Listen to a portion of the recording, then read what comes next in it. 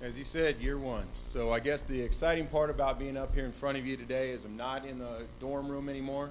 We're not in the offices, and that's pretty much where we've spent all of our time since I accepted the job on New Year's Eve.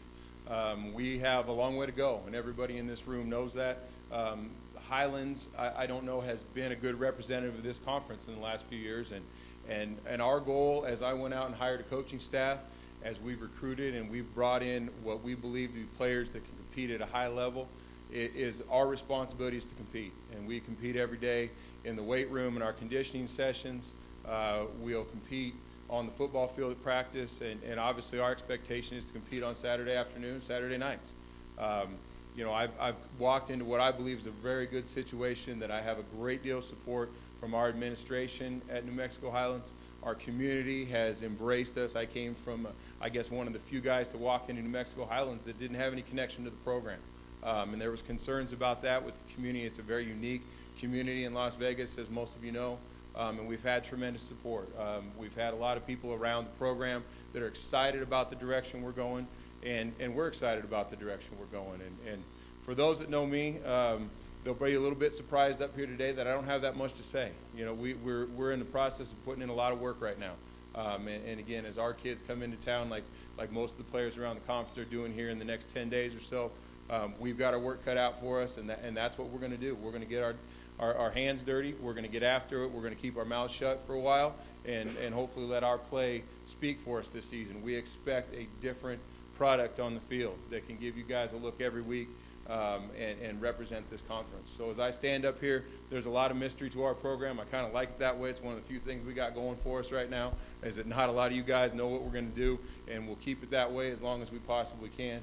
By the time I see most of you guys on the field, you guys will have figured it out. But that's kind of where we are. I can't really speak to our depth chart. We got a lot of new guys coming in, and there's going to be competition every day. It's going to require a great deal of change to get to where we need to be, again, to represent this conference. So, like I said, with that being said, most folks will be surprised. I don't have a lot to say up here today, and hopefully as we grow as a program, that's something that can change in future years. We've got a lot more to talk about because we've produced, and that's really our goal, is, like I said, to get out, compete every day, and put a product out there that we can then be proud of and talk about. So I know there's probably got to be some questions about what we're doing, so I'll let you guys lead the conversation. Questions for Coach in the room? All right, Coach, first off, you take over as head football coach at New Mexico Highlands University. What was the first thing that you did? Well, one of the first things we had to do is bring in that staff, and it was a complete change, and that's nothing against the coaches that were there previously, but I needed guys that I knew were going to work, that understood the situation that we were walking into, and that were going to be on the same page with me. You know, I do delegate quite a bit to my coaches. I allow them to run with it, if you will, and I needed those guys. So one of the first things we did, and it took a while, it took probably a month and a half to hire a staff to make sure we had the right fit in terms of the guys, and obviously then introduce that group of coaches, and as we started the recruiting process, the incoming players to our community, because that's one of the things in Las Vegas, New Mexico, is really important, is this community that we're in, and we need to be a daily part of that community. And like I said, there were some questions I know about that when I came in, because I was not from the area, I had no connection there. So that's what we did. We spent a lot of time in the community bringing these kids in, getting our coaches out there, and getting ourselves on the same page.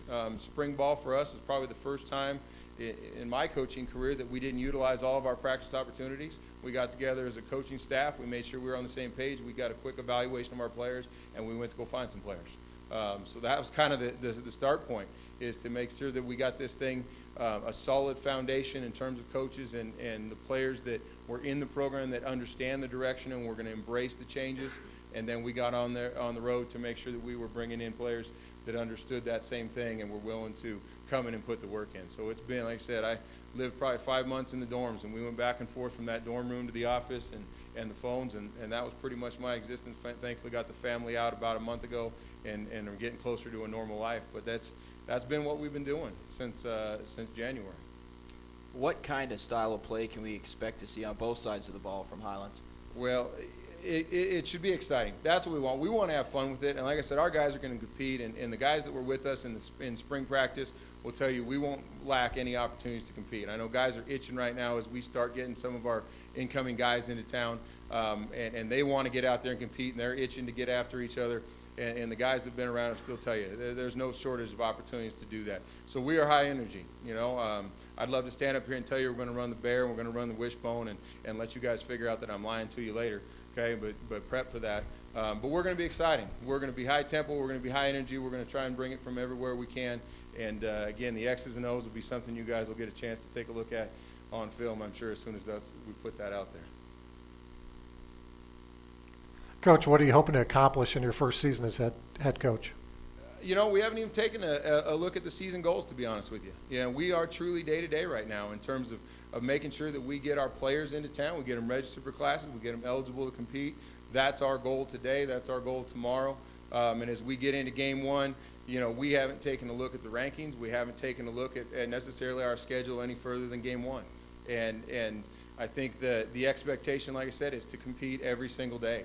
And if we can go out and do that, it is all about what we do right now in-house as a program. And all these coaches and all the opponents on our schedule are doing a great job with their programs, and we need to make sure we're doing the same with ours. So the expectations are day-to-day. The expectations are when I get back on campus tonight, the guys get a good night's sleep and get up ready to go tomorrow morning because they are lifting and conditioning and doing those things that they need to do to compete. And that's our expectation, is that they do that tonight and they do that tomorrow, and they continue to do that through the season.